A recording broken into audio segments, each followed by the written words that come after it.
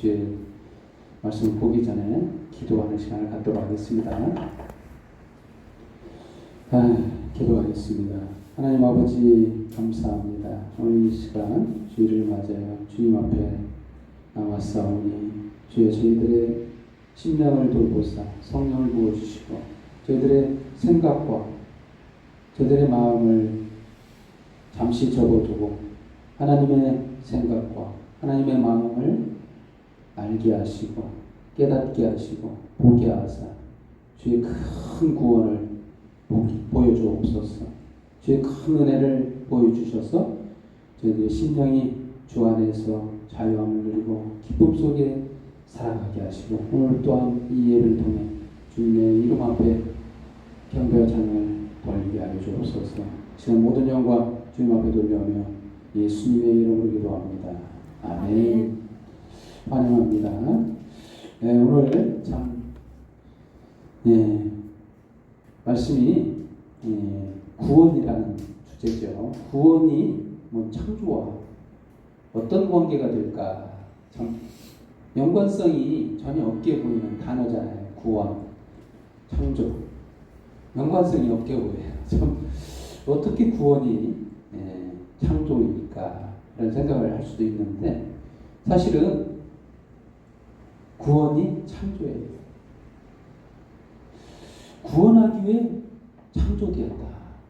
인간은 구원하려고 창조되었어. 구원이 먼저 개입되고 그 다음 창조가 진행되었다라고 볼 수 있는데 정말 이건 태초로부터 작정되어 있는 예정되어 있는 수순이다라고 볼 수 있습니다. 왜냐하면 인간 창조가 목적이 거기에 있기 때문에 먼저 있었어요. 하나님의 마음이 하나님의 생각이 먼저 있었다. 구원이 먼저 개입되었다. 이 창조되었다는 말이 맞다는 얘기. 근데 연관성이 없을 이 구원이 왜 창조되었는가? 정말 오늘 본문 들어가 보면 그렇습니다. 첫 번째 주제로 큰 구원이라는 말씀이 있는데 3절 말씀. 우리가 이같이 큰 구원을 등한히 여기면 어찌 그 보응을 피하리요. 이 구원은 처음에 주로 말씀하신 바요. 들은 자들에게 확정한 바니. 이 큰 구원이라는 말. 이렇게 구원이라는 단어가 있는데 거기에 수식어가 큰이라는 단어가 또 붙었다는 거죠. 보통 그 인간이 다른 사람에게 은혜를 베풀어서 구원을 베풀 수도 있고 하잖아요. 근데 인간이 구원하는 이 구원하고는 차원이 다른 구원이라는 건데 이게 큰이라는 것은 하나님께만 허락된 이 세상에서 가장 큰 분이시잖아요. 우리가 우리들에게 크고 작은 것을 보여주셨잖아요. 우리가 그 높은 산에 올라가고, 야, 산 높다. 낮다, 높다. 어떤 거는 크고 작다. 이런 것을 우리가 어떻게 알아요? 우리 눈으로, 우리가 오감으로 다 체험하면서 참 크구나. 이런 걸 느끼잖아요. 하나님이 이런 것을 왜 느끼게 하셨어요? 인간이 느낄 수 있는 이 큰보다 이 큰이라는 것은 정말 하나님께만 허락되어 있다.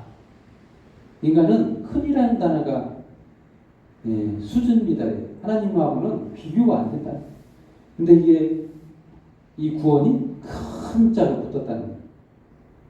그럼 왜 크다는 것일까? 이거는 하나님의 구원이라는 거예요. 인간은 할 수 없는 수준의 구원이라는 것을 말하는데 정말 계획이 인간에게서 나온 게 아니라 하나님으로부터 나온 것이라 하나님만 할 수 있는 구원이라. 이게 그렇습니다. 율법을 주셨잖아요. 하나님이 율법을 다 지키면 구원을 받는 게 맞습니다. 인간은 율법을 다 지킬 수가 없어요. 그럼 하나님이 왜 율법을 주셨나? 구원하시기 위해서 주셨어요. 근데 인간이 율법을 못 지켜요. 그래서 큰 구원이 필요하다. 하나님만이 구원하실 수 있는 방법으로 구원하시겠다는 거예요. 이게 큰 구원이라는 거예요. 그래서 큰 구원이 돌려 말하지 않겠습니다. 십자가 얘기를 해요. 십자가를 통해서 우리의 모든 율법으로 말미암아 정죄되었던 모든 죄를 그 십자가에 못 받았다. 저와 여러분의 모든 죄가 예수님의 십자가 죽으심을 통해서 같이 죽었어요. 그만큼 정죄를 당했다는 거예요. 처벌을 받았어. 이게 사형 선고를 언도받고 사형 집행까지 끝났다는 거예요. 구속이 완성됐다는 거예요. 처벌이 끝났어. 끝났으면 이제 구원받은 거잖아요. 죄책이 없어요. 이게 저와 여러분은 이미 구원받은 자예요.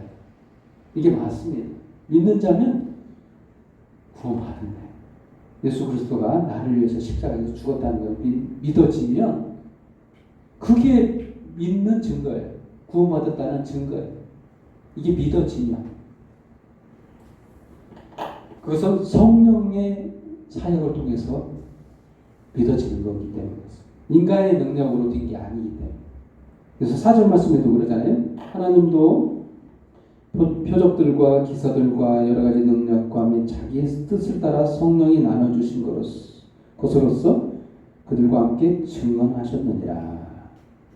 이거 인간이 알 수 있는 게 아니에요. 하나님의 큰 구원이 있을지라도 인간의 지식으로 그 이해되는 게 아니고 믿어지는 게 아닙니다. 하나님께서 일하셔야 돼요. 우리 마음 가운데 일하신 결과예요. 구원의 결과가 하나님의 또 다른 창조물이에요. 창조된 구원이에요. 하나님이 일하셔서 구원받은 거라는 거죠. 그런데 이 구원을 인간은 등한히 여긴다는 거예요. 등한히 여겨요. 어떻게 그럴 수 있느냐? 성령의 역사가 있었음에도 불구하고 성령이 일하심에도 불구하고 구원을 받아들이지 않는 불신이 있다는 거죠. 불순종하는 믿음, 이 믿지 않는 그들, 이 보험을 어떻게 피할 수 있겠느냐? 구원을 못 받는 자는 형벌을 피할 수가 없어요. 하나님을 원망할 필요가 없습니다. 하나님께서 지옥에 보내려고 노력하시는 게 아니라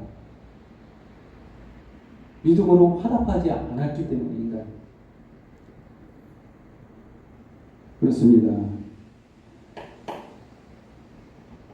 그래서 구원을 창조하신 하나님의 그 뜻을 아셔야 돼요. 큰이라는 단어는 또한 거기에 애정이 들어가 있는 거예요. 애정 없이는 큰 일을 하지 않아요. 한번 생각해 보세요. 심혈을 기울일 필요가 없어요. 사랑하지 않아요. 수식어가 많이 들어가잖아요. 거의 애정 표현인 거예요. 그냥 구원이라고 했을 겁니다. 그냥 무관심하거나 그냥 어찌어찌 마지못해서 할 거면 마지못한 구원 이라는 표현을 써야죠. 어쩌다 구원 이렇게 써야 되는데 거기에 큰 구원을 하셔요. 이거는 거기에 애정이 담긴 거예요. 큰 사랑이 포함되어 있는 거예요. 큰 구원은 큰 사랑인 거예요. 다 걸었다는 것을 말하는 거예요. 자기 목숨을 걸었어요. 십자가는 생명을 걸어야만이 할 수 있는 일이에요. 자기 생명을 걸었어요. 하나님이. 그게 큰 구원이에요. 이걸 어떻게 믿겠어요? 인간의 지식은 하나님의 이 행동을, 이 하신 일을 긍정적으로 보지 않아요. 이건 하나님이 할 일이 아니다. 합리적이고 이성적인 헬라 문화권에 있던 그 문화에서는 받아들일 수 없는 거예요. 이성적인 삶. 하나님이 어째 바보인가? 어떻게 인간을 위해서 십자가에서 죽을 수 있어? 합리적이지가 않는 거예요. 받아들일 수가 없는 거예요. 우리들의 교육은 합리적 교육, 이성적 교육이고 논리적 교육을 받았어요. 우리는 다 헬라 사람들입니다. 그렇게 따지면 철학적으로 구분하자면 저와 여러분은 헬라 사람들이에요. 전부 다. 믿을 수가 없는 거예요. 논리적이지도 않아요. 창조된 피조물을 위해서 어떻게 인간을 위해서 하나님이 다 걸 수 있는가? 남지도 않는 장사인데 도대체 남는 것이 뭔데? 그런데 하나님은 하셨다는 이게 뭐냐면 큰 구원이라는 다 거신 큰 사랑이라는 이게 바로 큰 하나님의 창조된 구원이라는 두 번째 주제로 하나님의 은혜라는 말 단어가 나옵니다. 하나님의 은혜. 하나님의 은혜, 우리가 추상적으로 하나님의 은혜라고 하면 느껴지기가 잘 않아요. 우리가 숨쉬는 이 공간조차도, 숨쉬는 이 순간마다 하나님의 은혜 없이는 우리가 살 수가 없어요. 숨쉬는 거, 이거 하나님의 은혜. 잘 생각해보면. 하나님이 공급해 주시는 모든 것 때문에 우리가 살 수 있죠. 산소뿐만이 아니라 모든 것들, 하나님의 은혜라는 것을 조금만 머리를 돌리며 짱구를 이용해서 생각해 보면 알 수 있는 것을 우리들은 굳이 애써서 꾀를 내서 부인하고 있는 거예요. 하나님의 은혜인데 왜 하나님의 은혜가 큰 구원인가? 왜 큰 하나님의 창조인가? 큰 은혜인 거예요. 하나님의 은혜라는 것은 큰 은혜라는 거예요. 하나님만 하실 수 있는 은혜라는 거예요. 9절 말씀입니다.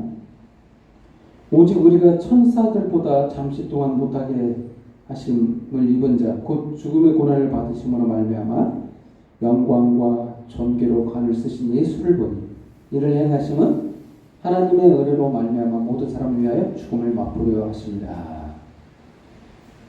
결론을 내렸잖아요. 예수께서 십자가에 못 박히심은 하나님의 은혜다. 하나님만 하실 수 있는 은혜라는 거예요. 큰 은혜라는 거죠.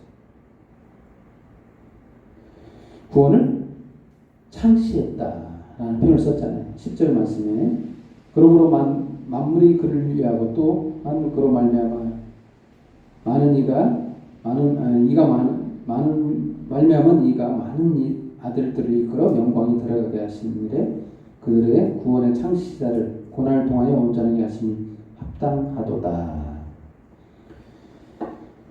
많은 아들들, 여기 많은 아들들이라는 단어가 나오죠. 이게 뭐냐면 예수님을 두 번째 아담으로 여기셨다는 거예요. 첫 번째 아담은 우리를 통해 이게 신약 성경에 나오죠. 첫 번째 아담은 죄를 우리들에게 들어오게 하셨어요. 모든 자들이 사망으로 종로로 타게 되었어요. 근데 둘째 아담인 예수 그리스도는 생명을 이끌어 우리들에게 모든 사람들이 생명을 누리게 하셨어요. 그를 통해 많은 아들들이 생겨났어요. 생명이 잉태됐잖아요. 산고의 십자가의 고통을 통해 산고의 고통을 통해서 영생을 얻은 생명을 얻은 많은 자들이 이게 둘째 아담인 겁니다. 둘째 아담은 생명을 이끌어냈어. 사망에서 생명으로 이끌어냈어. 그래서 많은 아들들이라는 표현이 나오는 겁니다. 구원을 창시했다. 이걸 우리들은 창세기를 읽으면 창조가 끝난 걸로 생각하는 뉘앙스로 읽게 되죠.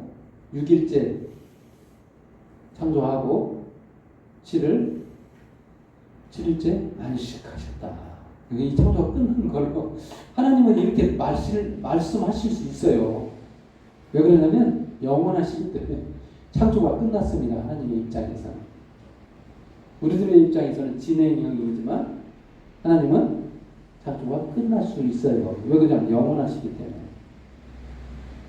시간 개념이 없어요. 우리는 그것을 좀 이해를 하셔야 돼요. 근데 언제 창조가 하나님의 입장에서 언제 창조가 끝났느냐? 예수 그리스도 십자가의 죽으심을 통해 인간의 모든 죄가 사해질 때 그래서 창조가 완성됐어요. 그걸 아셔야 돼요. 우리 인간의 시점은 종말에 와야 창조 그 창세기 읽을 때 1장 그 창조가 끝날 때 창조가 끝났나 보다 라고 생각하는데 사실은 그게 아니에요. 십자가를 통해서 많은 생명들이 잉태될 때 이 창조가 완성됐어요. 그때 완성된 거예요. 하나님의 입장에서 그때 끝난 거예요. 그래서 구원의 창시자, 창조가 되었다는 거예요. 구원. 그때 완성이 됐다. 11절 말씀처럼 거룩하게 하시는 이와 거룩함을 입은 자. 여기 거룩하게 하시는 이는 하나님이죠. 예수님. 거룩함을 입은 자들, 이거는 형제들, 저와 여러분이죠. 예수 믿는 자들. 다 한 근원에서 난지라. 한 근원에서 났다. 하나님으로부터 잉태됐다는 거예요. 영생하는 자로 잉태됐다는 거예요. 그래서 형제라. 저와 여러분은 모두 다 결국 형제가 되는 거예요.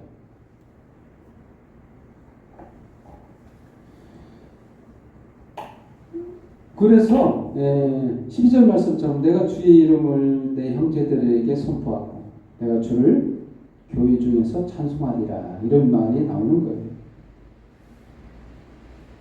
13절에는 하나님께서 내게 주신 자녀라.